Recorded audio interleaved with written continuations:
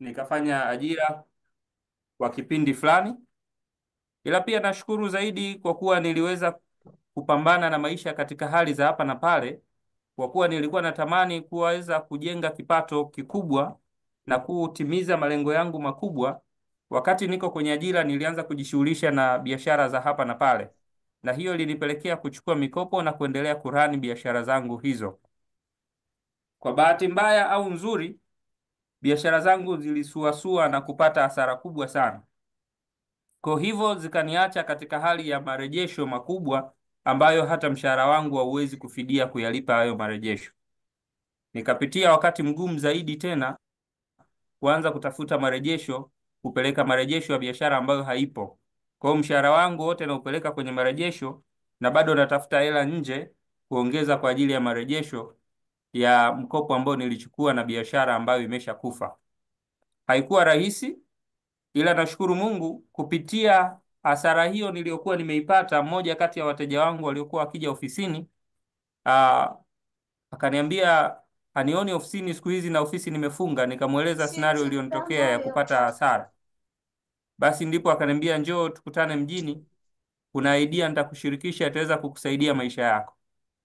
Na nashukuru Mungu nilipokwenda kuonana naye aliweza kushare na mimi opportunity ambayo siku yangu kuanzia ile ambayo nimeonana naye mpaka leo hii imebadilisha maisha yangu kabisa. Sasa sijui wewe ni kipi hasa ambacho kinakudrive kwenye haya maisha? Ni kipi ambacho kinakunyima usingizi usiku wa leo? Ni kipi ambacho kinakufanya uendelee kupambana huku na huku kutamani kukua step nyingine mbele? Mimi nikuahidi tu, ukikaa nami kuanzia mwanzo mpaka mwisho wa kipindi hichi, hakika utakwenda kubadilisha mwaka wako huu na kuufanya uwe ni mwaka wa kutimiza malengo. Utakuwa ni mwaka wa kwenda kutimiza ambavyo vilikuwa havitimii pengine katika miaka nyingine. Sasa hebu jitafakari, wewe ni kipi hasa kinakutesa? Una changamoto ya fedha? Ukikaa ukiamka unafikiria ni namna gani utaweza kujiongezea kipato chako? Unafikiria kuhusu ada za watoto shuleni, au unafikiria ni namna gani wewe utasoma na kufikia elimu ya juu? Ama changamoto ya kuamka asubuhi na kukimbizana huku na huku kwenda kupambana ndio inakupa shida? Je, kwako changamoto ni nini? Umesongwa na msongo wa mawazo kila kukicha, unawaza hili unawaza hili, unamaliza hili linaibuka hili. Ama ni afya, pengine unapitia changamoto mbalimbali za kiafya wakati huu unaonisikiliza hapa. Pengine unatafakari pamoja na shughuli ulionayo, umri unavyokwenda utaritaya vipi? Utakapo staafu utafanya nini? Na kama sio changamoto ambayo unaipitia, jaribu kuwaza pia. Sasa hivi una nguvu, ni kijana, uko vizuri, unapambana. Je, utakapoishiwa nguvu, pesa zitakuwa zinaingia katika njia ipi?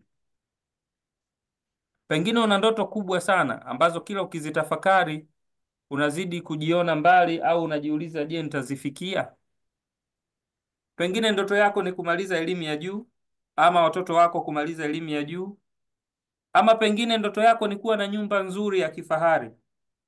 Ama pengine ndoto yako ni kuwa na familia bora yenye furaha. Ama ni kusafiri dunia, upate wasaa wa kuzunguka nchi tofauti tofauti. Pengine ndoto yako ni uzeeke na mwenzako mkiwa na furaha. Wazee ambao hawaanzi kusumbua watoto, kwa nini hawawajali? Wazee ambao wanaendelea kuishi kwa furaha maisha yote. Pengine ndoto yako ni kumiliki gari zuri la kifahari. Pengine ndoto yako ni pesa, unatamani tu uingize kipato cha ziada nje na shughuli ambayo unaifanya sasa. Kama hivi vyote basi kuna kimojawapo kinakugusa au vyote, mimi nitakwenda kukushirikisha tu. Leo hii kuna mifumo mbalimbali ambayo imeweza kutatua changamoto za watu za maisha na kuwapeleka kuishi maisha ya ndoto yao. Mimi mmojawapo nilikuwa katika changamoto ambazo nimeziongelea hapo, na pia nilikuwa na ndoto ambazo mnaziona hapa ambazo nilikuwa natamani sana niweze kuwa miongoni mwa watu wanaoishi ndoto zao. Lakini kwa kupitia fursa mbalimbali ambazo tunakutana nazo kwenye maisha, hivyo ndivyo iliniwezesha kuweza kugrab opportunity na kuanza kufanya kitu ambacho kikabadilisha maisha yangu. Na ninapokwenda kukupa hii fursa, mimi nitaanza Eh? na mfano mmoja. Na ndio Kuna ndio kijana umeshaisha mmoja alikuwa anatamani sana hapo, niko mafanikio, kwenye kikao hapa hivi. hivyo Kuna watu akamfata hapa bwana mmoja ambaye nawasikiliza alikuwa hapa. ni tajiri. Hmm. Akaenda akamwambia, naomba unisaidie nijue ni namna gani naweza kufanya ili na mimi nikanufaika, nikawa mtu mwenye mafanikio. Baada ya kufanya hivyo, kumwambia hivyo huyo mzee akamwambia, sawa kijana wangu, haina shida, kesho asubuhi na mapema uje nikupeleke mahali nikakupe siri ya mafanikio yangu. Basi yule kijana kesho yake akaamka kwa wakati, akawahi vizuri mno kwa yule mzee ili aweze kushare, akapate kusikia juu ya siri ya mafanikio ya yule mzee ni nini, ili naye aweze kufanikiwa. Kwa bahati nzuri wakaanza safari na yule mzee, wakaenda mpaka baharini. Sasa walipofika baharini, yule kijana akaanza kujiuliza, anataka kunishirikisha ushirikina au mambo gani? Hem, ngoja tu nitulie niendelee kumsikiliza. Yule mzee akamwambia tuingie kwenye maji. Wakaanza kuingia, wakaenda, maji yanazidi kusogea, akafika kwenye magoti. Yule kijana akamwambia, mzee, mimi nilikwambia nataka unipe siri ya mafanikio. Mzee akamwambia, kweli, na ndo hii nataka nikupe, twende nifuate.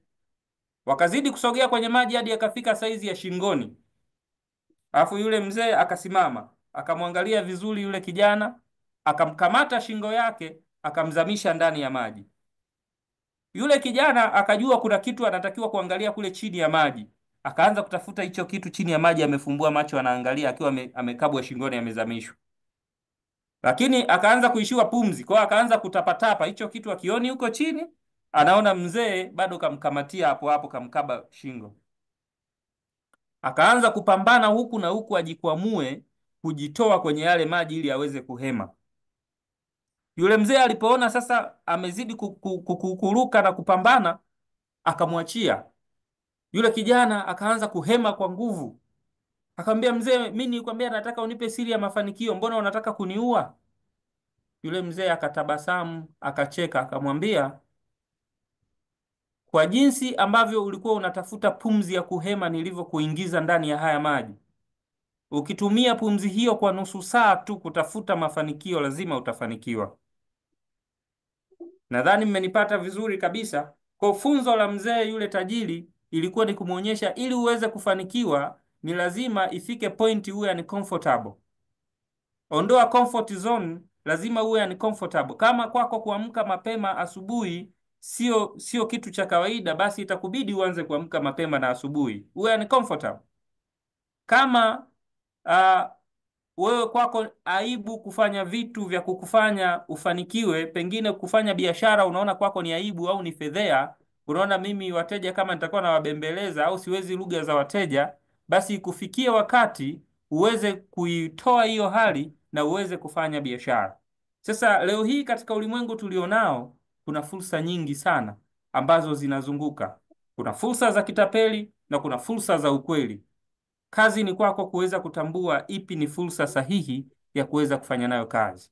Mimi nitakwenda kushia fursa ambayo iliweza kubadilisha maisha ya watu wengi sana ambao nawafahamu wa karibu yangu, na mimi pia imeweza kubadilisha maisha yangu. Fursa hiyo ni mfumo mpya wa kibiashara ambao unaitwa team marketing.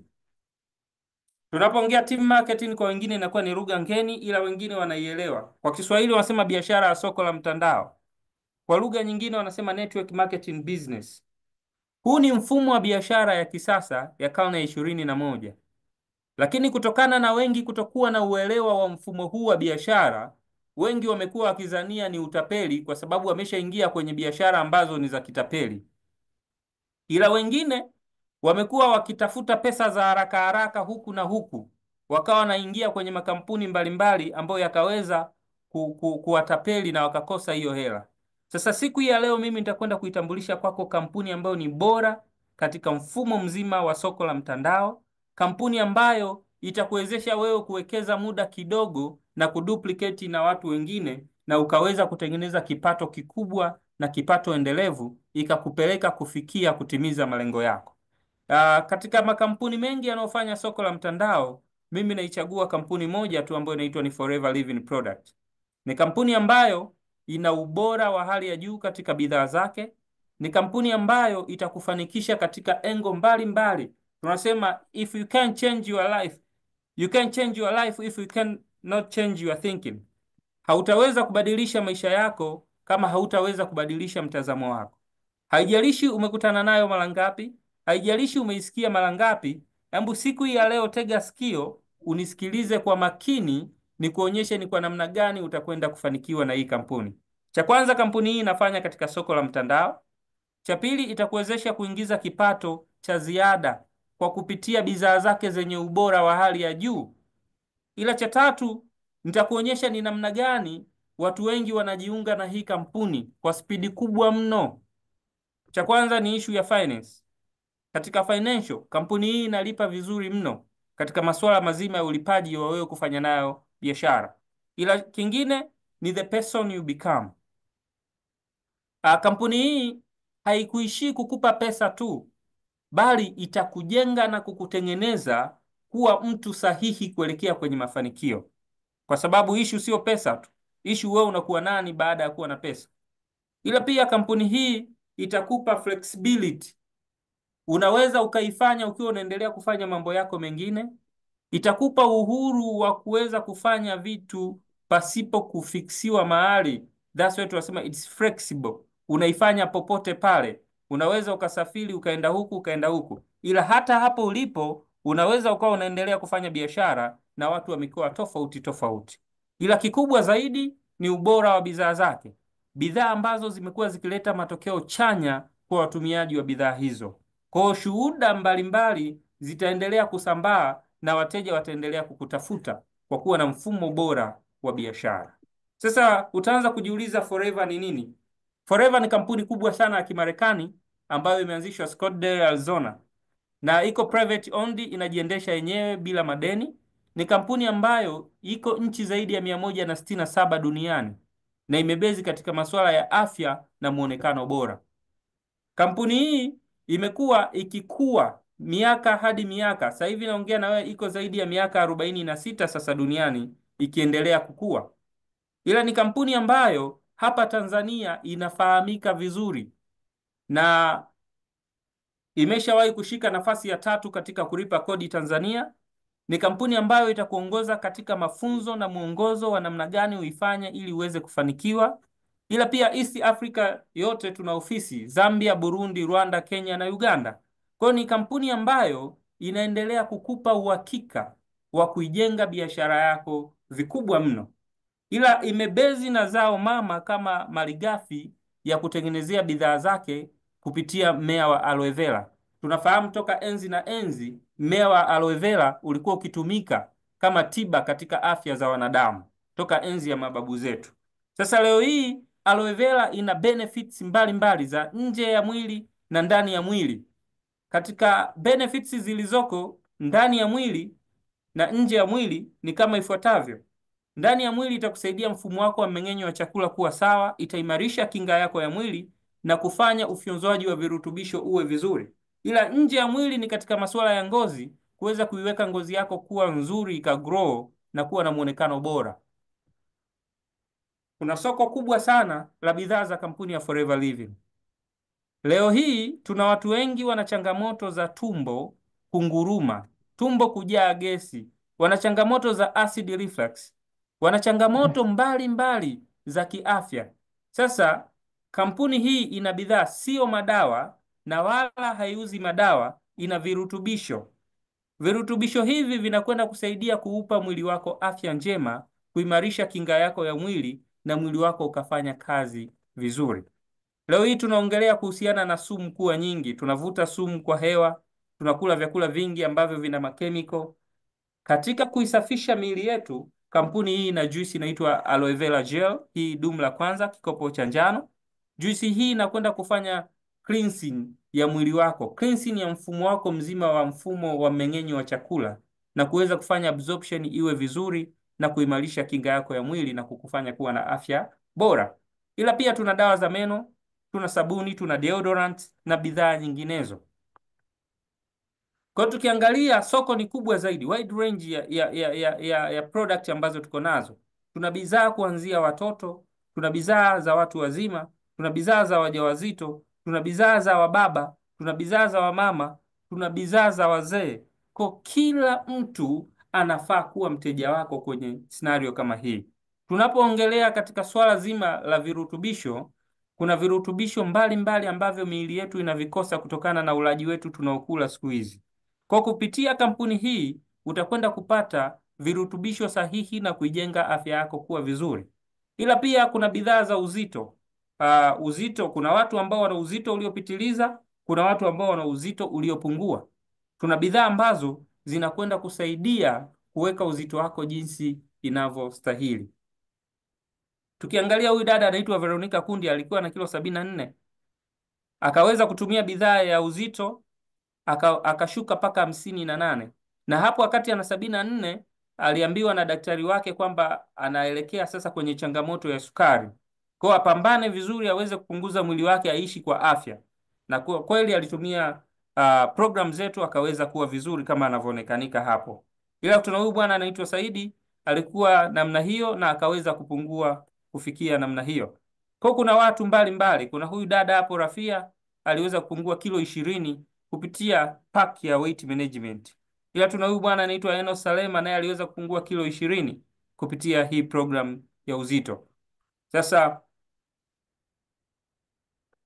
kupitia hizi bidhaa za kampuni hii zitakusaidia wewe kuweza kutengeneza fedha katika namna ifuatayo.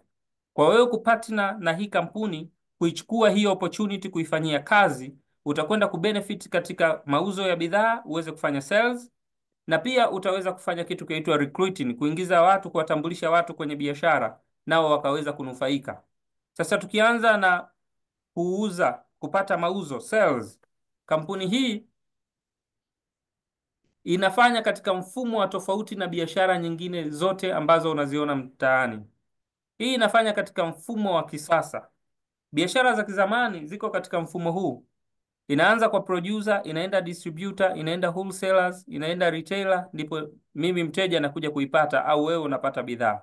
Tuchukulie mfano labda maji ya kunywa yanatoka kwenye kiwanda shilingi 200, wewe utakuja kununua kwa shilingi 600, umepoteza 400 nzima hapo katikati kwa sababu ya hao wafanyabiashara wengine. Ila mfumo huu wa biashara ukabadilika. Tunapoongelea huu mfumo wa zamani, ni mfumo ambao sio kila mtu anaweza akaufanya biashara za kawaida, na hiyo tunakubali kutokana na changamoto za mitaji yake kuwa mikubwa. That's why watu wengi hawamiliki biashara.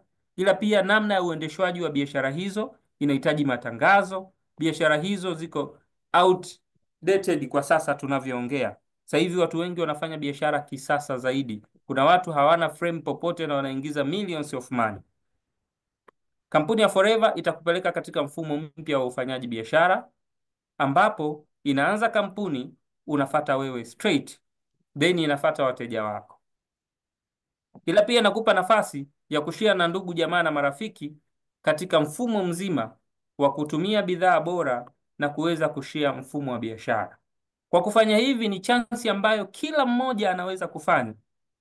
Ila pia ni biashara ambayo ni ya kushauriana, word of mouth, recommendation, unamrekomendi mtu.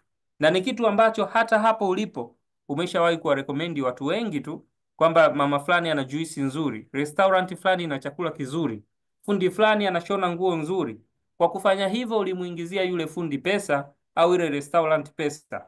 Sasa kupitia mfumo huo, kampuni hii itaweza kukujengea wewe kutengeneza kipato kizuri na kipato endelevu.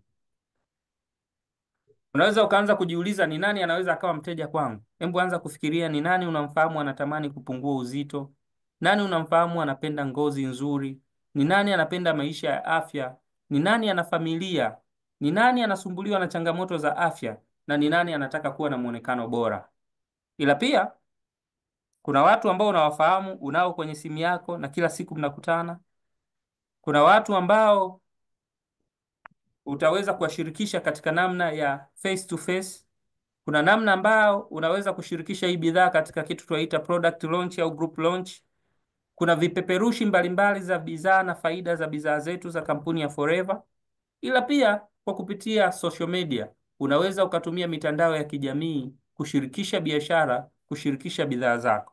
Ila pia mfumo mwingine mkubwa ni kama mfumo huu wa webinar, ambapo sasa hivi mmelog in, mnasikiliza presentation hii ya biashara, na hii nayo ni tool mojawapo ya kuweza kujenga biashara yako na kukutengenezea kipato kizuri. Sasa leo hii tukiongelea katika ulimwengu ambao tuko nao, kumekuwa na watu wengi sana katika mitandao ya kijamii. Tukiangalia hapo ni zaidi ya milioni 31.1 watu wanatumia mtandao, wanatumia internet. Leo hii research zinaonyesha kwamba mtu kwa siku anaweza akashika simu yake zaidi ya mara 200. Kama hivyo ndivyo ilivyo, basi wewe ukiweza kuiweka biashara yako katika mtandao, una uhakika wa wateja wengi sana ambao wataweza kuona bidhaa yako na kufanya mauzo. Ila pia namna nyingine niweze kukupa mfano wa mauzo au faida ambayo unaweza kuitengeneza ukiweza kupatana na hii kampuni. Kuna hii juisi ambayo nimeiongelea hapo. Katika hiyo juisi utatengeneza faida ya shilingi 25,000 ukiuza juisi moja. Ukiweza kuuza juisi 20 utakuwa una uhakika wa kutengeneza 500,000 plus. Sasa mteja mmoja anaweza akachukua juisi 2, 3, mwingine anachukua juisi 5. Emfikiria ukiuza tu juisi 20 una 500,000 na bado unaendelea na mambo yako ambayo unayafanya. Ila cha pili, fikiria ukiweza kuuza bedroom pack. Tuna paki ya uzazi wa wanaume. Paki hii ya uzazi wa wanaume ukiweza kuiuza utatengeneza faida ya 120,000. Ukiweza kuuza paki 10 una uhakika wa 1,100,000 na 200,000. Hebu angalia hizo pesa, ziweke katika figa ya ndoto zako ambazo unatamani kutimiza. Ila pia program ya uzito, ukiweza kuuza program hii ya uzito utatengeneza faida ya 115,000. Kwa ukiweza kuuza tu 10 utakuwa na uhakika wa 1,100,000, 1,150,000. Na haya yote tutakushika mkono na kukuongoza ni namna gani unaweza ukaijenga biashara yako vizuri na ukazielewa bidhaa na ukapata wateja. Tunakwenda namna ya pili. Namna ya pili ya kuweza kutengeneza pesa na hii kampuni ni kwa kuweza kujenga timu. Kampuni ya Forever ina uwezo wa kukulipa kiasi cha shilingi 380,000 katika kila mtu mmoja ambaye atajoini katika timu yako ya biashara. Sasa ukiweza kuambia watu 3, una uhakika wa kuingiza zaidi ya 1,000,000 kupitia wewe kushia na watu 3 wakaanza hii biashara. Ila pia timu itaendelea kukua, nao wataambia watu, wale nao wataambia watu, kwa timu itazidi kuwa kubwa. Kwa kujenga timu hivyo inakuhakikishia kutengeneza kipato kisichokuwa na kikomo. Kipato ambacho hata kama wewe unaumwa stili kinaendelea kuingia. Kipato ambacho hata ukija kufa wewe haupo, familia yako itarithi biashara yako na kuendelea kupata kile kipato ulichokuwa unakipata na kikiendelea kuongezeka. Mimi nitapenda kumwongelea huyu dada anaitwa Zainab Majinji. Zainab alikuwa akipitia changamoto za afya.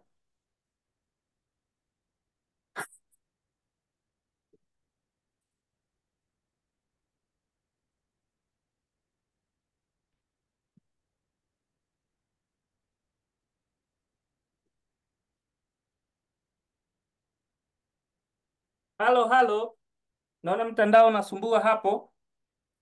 Nilikuwa naongelea Zainab Majinji. Zainab Majinji alikuwa anapitia changamoto ya afya, mwili wake ulikuwa umedhoofu kweli kweli. Kwa aliweza kutana na mtu ambaye alishare kuhusu bidhaa za kuweza kumsaidia afya yake. Zainab alipotumia hizi bidhaa alijikuta afya yake imeimarika, akaanza kuwa vizuri. Watu walipokuwa wakishangaa yeye afya yake inavyokuwa vizuri, wakaanza kumuuliza ni nini anatumia. Akaanza kumuuliza yule aliyemwambia kuhusu bidhaa za kutumia. Kwa akaona there is a opportunity hapa. Kwa kuwa yeye amepona, anapata afya yake imeimarika na watu wanaendelea kumuuliza, akaona kumbe kuna wateja. Akaamua kuifanya hii biashara seriously. Leo hii ninapoongea na wewe, hii picha nzuri unayoiona pembeni ameshika maiki ndio huyu aliyekuwa akiumwa yuko hapo. Sasa hebu jaribu kufikiria ni watu wangapi ambao wanapitia changamoto za afya, ambao utakwenda kugusa maisha yao, wakaimarika kiafya na maisha yakaendelea. Ila pia nimwongelee huyu bwana ambaye anaitwa Kazimiri. Hii picha anaonekana hapa alikuwa chuoni mwaka wa kwanza UDOM, na nyumbani alipotokea, nyumbani kwao ni nyumba hiyo alikuwa anaishi, hiyo ndo geto lake hapo. Akakutana na hii opportunity, akaamua kuifanyia kazi vizuri. Akaamua kumzawadia mama yake nyumba ambayo ni ile ilikuwa pale mnayoiona, akabomoa hiyo, akajenga nyumba hii hapa, na leo huyu bwana anaonekana namna hii. Hebu jifikirie ni kwa namna ipi amegusa moyo wa mama yake, kumtoa katika mazingira ya kulala mule na kumleta kwenye nyumba hii hapa. Ila pia tafakari ni kwa namna gani yeye mwenyewe binafsi ameweza kutransform kutoka kwenye ile picha unaiona zamani kule kuja kwenye hii picha anavyoonekana sasa. Na ndiyo maana nikasema kigezo kimoja, nilisema personality. Kampuni hii itakusaidia kuwa mtu bora zaidi. Ah, huyu bwana hapa anaitwa Emmanuel Kweka, ambaye ndo mimi ninazungumza na nyie. Wakati nimekutana na hii opportunity, jinsi nilivyoanza mwanzoni kuwaeleza, niliamua kuigrab hii opportunity nikiwa na malengo makubwa na mandoto makubwa mno. Nikaamua kuifanyia kazi biashara. Ilipoanza kunilipa vizuri, nikaairisha kazi, nikaamua kuachana na ajira, nikaanza kuifanya full time. Nilipoipa biashara yangu muda na kuifanyia kazi vizuri, nikaanza kutimiza malengo yangu taratibu. Moja ya lengo ambalo lilikuwa nalitamani sana, nilikuwa natamani sana kumiliki BMW. Nakumbuka hata marafiki zangu walikuwa wananiita baba BM, ili hali nilikuwa bado sina hiyo gari BM. Tukipiga story, mimi nikianza kuiongelea BMW kama nimeshawahi kuimiliki vile. Najua sifa zote, najua ubora wote wa gari hiyo. Lakini kwa kupitia hii biashara iliniwezesha nikatimiza lengo hilo. Na sio kwamba nilikimbilia tu kuanza na hilo lengo, nilianza na vitu vingine. Kwa sababu nilikuwa ni kijana mdogo, bado sijaoa, ilibidi nifanye lengo kwanza la kuoa. Na nilipooa mambo mengine yakaendelea. Hapo huyo ni mke wangu beautiful one, ambaye tulikuwa tukizunguka naye kutalii, kuenjoy ladha ya BM, tukienda mikoa tu mikoa baada ya kuoa. Ila pia haikuishia hapo. Gari hii ambayo ilikuwa ni ndoto kwa ajili ya naipenda, ila pia ikaendelea kuwa sasa kitega uchumi. Leo hii ninavyoongea na wewe, kila weekends inakuwa ina dili mbalimbali za kubeba maharusi.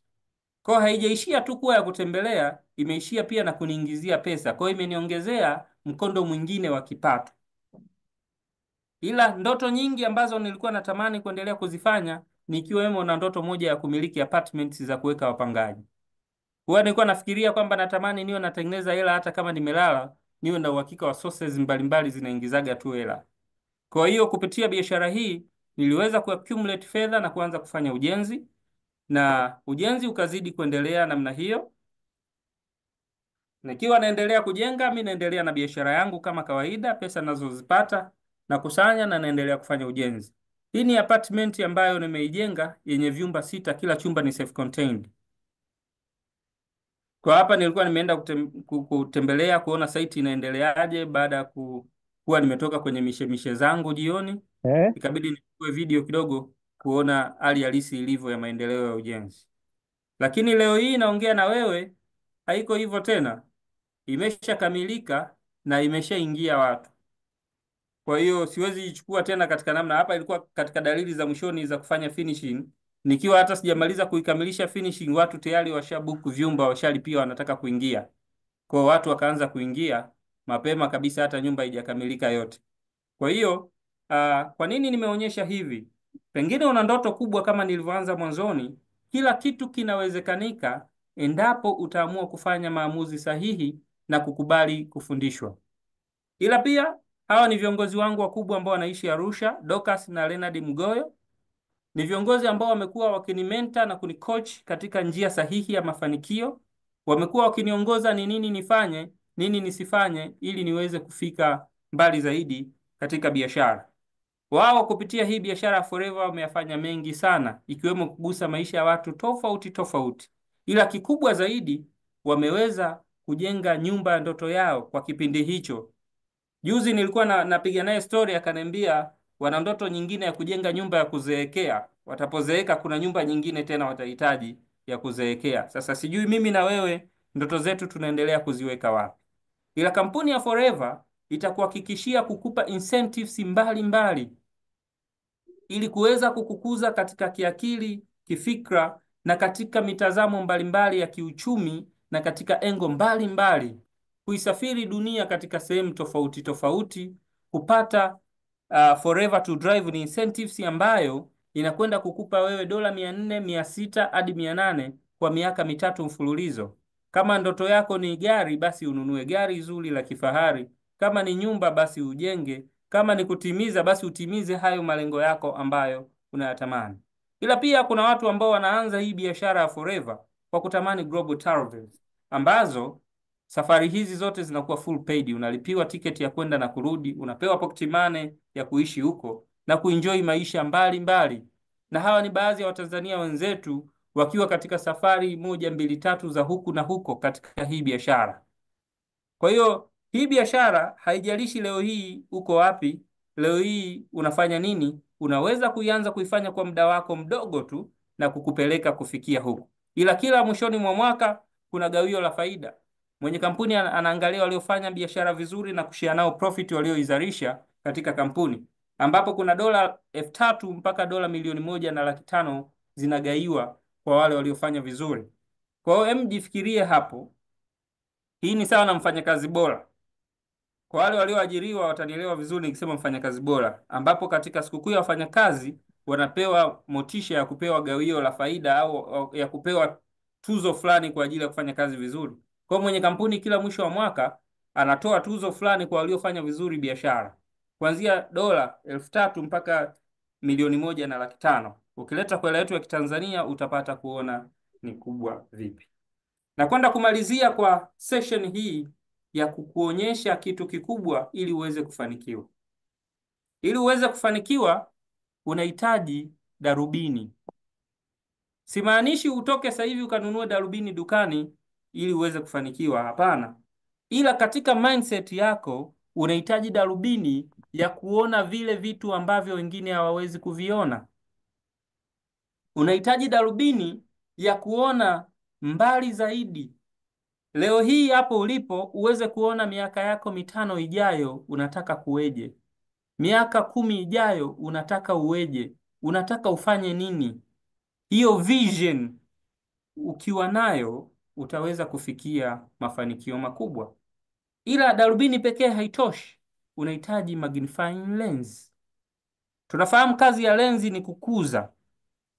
Sasa unahitaji lenzi kwa sababu gani? Kuna mambo mengi yanaendelea kwenye ulimwengu.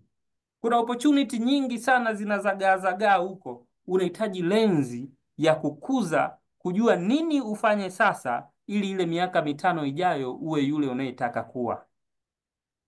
Leo hii opportunities zinapita, uangalie sasa utafanya opportunity gani ambayo itakuongezea kipato na kukufanya miaka 10 kuwa yule unataka kuwa. Kwa you need magnifying lens. Ila kikubwa zaidi, kila mmoja anahitaji helmet. Unahitaji helmet ili uweze kufikia mafanikio yako. Helmet kama tunavyoelewa kazi ya helmet katika bodaboda, tunahitaji helmet katika fikra zetu, tunahitaji helmet kwenye ndoto zetu ili kuweza kuzilinda zisiathiriwe na maadui. Unaweza ukanisikiliza vizuri presentation hii, umetoka umependa kweli kweli, alafu ukakutana na rafiki yako akamwambia ndio yale maforever ya vidumdumu yale. Hamna kitu, wale waongo tu. Tayari nyundo hiyo. Kama hujavaa helmet, unaweza ukaishia hapo hapo ukajikuta umeahirisha lengo lako la kufanya hii biashara. Watu wengi wanaofanikiwa kuna wakati wanaamua kuwa viziwi, kusikiliza watu wanasema nini, wana focus na malengo yao. Sasa Forever inakupa nafasi ya kujiunga bure, free registration, hakuna gharama yoyote ambayo inahitajika wewe kuweza kujiunga. Niko kwenye kikao hapa hivi na ndiko kuna watu nafanya nao kikao. Ila tena kampuni ya Forever inakupa vigezo ambavyo hauhitaji kulipia monthly pay, ukaanza kulipa kipato chochote kila mwezi, fee yoyote kila mwezi kwa ajili ya wewe kufanya Forever. Hakuna hicho kitu. Kwa hiyo kampuni ya Forever inakupa chances hizo. Ila pia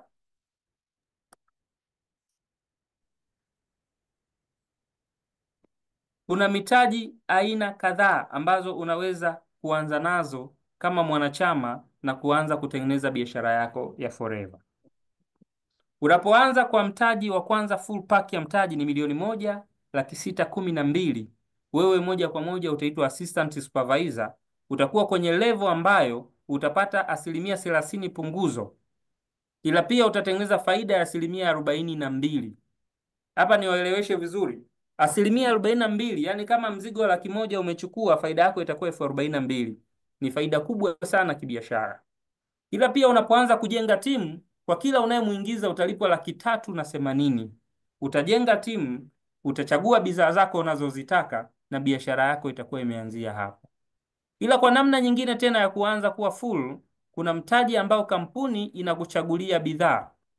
Ni mtaji wa 1,200,000 na 3,300. Mtaji huu kampuni inakupatia hiyo pack, tunaita Forever Starter Pack, ambapo vigezo vingine vyote ni vile vile. Umepata 30% discount, utaanza kutengeneza profit ya 42%, ila pia ukiingiza mtu utalipwa 380,000 na unajenga timu. Ila umeshindwa kabisa katika level hizi zote mbili, basi tunakuruhusu kuanza katika mtaji unaofuata ambao ni half pack, ambapo utapata discount ya 5%, profit ya 5%. Utachagua bidhaa za thamani ya 800,000 na 6,000, ambapo ni nusu mtaji, na kampuni itakupa miezi miwili inayofuatana uendelee kununua taratibu taratibu kuelekea kwenye kumaliza mtaji wako wa 1,612,000. Ila umeshindwa kabisa, basi unaweza ukaanza na mtaji wa 500,000, ambapo pia utapata percent ya discount 5%, profit 5%. Kampuni itakupa miezi miwili inayofuatana uendelee kununua taratibu taratibu kufikia hiyo miezi miwili uwe umeweza kutimiza mtaji wako wa 1,612,000. Sasa unaanza kujiuliza, ukianza utafanyaje? Itakuwaje? Hujui wateja ni wapi, hujui ufanye nini uuze, hujui ufanyeje ujenge biashara. Kampuni ya Forever tutakushika mkono na kukuongoza katika malengo yako. Tutakusaidia kukufundisha ni namna gani utaifanya hii biashara kwa ufasaha zaidi, katika kuzielewa bidhaa zenye ubora na kuweza kuziuza. Tuna nyenzo mbalimbali tutakufundisha kuzitumia za kuweza kurahisisha biashara yako. Ila pia tuna mikutano mbalimbali ambayo inafanyika ya mafunzo kwa wanachama na mafunzo kwa wageni kama hivi kwa ajili ya kuikuza biashara yako. Mimi niwamalizie tu kwa mfano mmoja wa bwana mmoja ambaye alikuwa ananung'unika sana akiangalia wenzake wana viatu vipya, viatu vizuri, ila yeye alikuwa na viatu ambavyo vimechakaa. Kwa katika pita ya hapa na pale aliweza kukutana na mtu ambaye amekatwa miguu. Alimtazama kwa makini sana yule mtu ambaye hana miguu, alafu akajitazama yeye, miguu anayo, ni viatu tu vimechakaa. Machozi yalimdondoka, akasema, nashukuru Mungu umenipa mimi miguu ninayo, ni hivi viatu tu vimechakaa. Ngoja niendelee na mwendo na kutembea vizuri, nitapata viatu vingine. Nakupa huu mfano nikimaanisha au nikikuelewesha kwamba kuna wakati unajikatia tamaa na kujiona wewe hufai kwa sababu wenzako wanavyo vikubwa zaidi ya ulicho nacho wewe. Kuna wakati unakata tamaa na maisha au hujioni popote kama utafanikiwa kwa sababu ya kuangalia background uliotoka, hakuna aliyefanikiwa. Ukiangalia wanaokuzunguka hakuna aliyefanikiwa. Afu ukiangalia watu mitandaoni huko, kuna watu wana mafanikio makubwa, unaanza kujitoa katika chaini kabisa ya mafanikio. Mimi nikwambie tu, anza hivyo hivyo ulivyo navyo, hivyo hivyo ulivyo. Ukiangalia watu wengi waliofanikiwa kwenye haya maisha walianza kidogo kidogo, na ndio maana kampuni ya Forever imekuambia umeshindwa kuanza kwa 1,612,000, basi anza na 800,000 na 6,000. Umeshindwa, basi anza hata na 500,000 hiyo, jikongoje, at least utakuwa kwenye safari ya kuelekea kwenye mafanikio. Ni sawa na umepanda basi, uko siti ya nyuma, wakianza kugawa soda siti ya mbele, wewe una uhakika tu na kule nyuma utapata soda, kwa sababu mwenye basi anajua basi lake lina siti 62 na wote aliwaandalia soda na biskuti. Nawashukuruni sana kwa kunisikiliza, na wakaribisha sana katika opportunity ambayo ni very amazing opportunity ambayo inabadilisha na kunyanyua maisha ya watu wengi pasipo kujali level walionayo sasa. Amua kuanza sasa, kwa sababu baadaye utakuja kujutia kwa nini hukuanza sasa. Nawatakia mafanikio mema, nawatakia kila laheri katika maamuzi yaliyo sahihi. Naamini utakuwa una maswali mengi unajiuliza. Katika hayo maswali ulionayo juu ya hii biashara, unaweza onana na mtu aliyekualika katika eventi hii, ataweza kukutatulia maswali yako. Asanteni sana, nawatakia usiku mwema.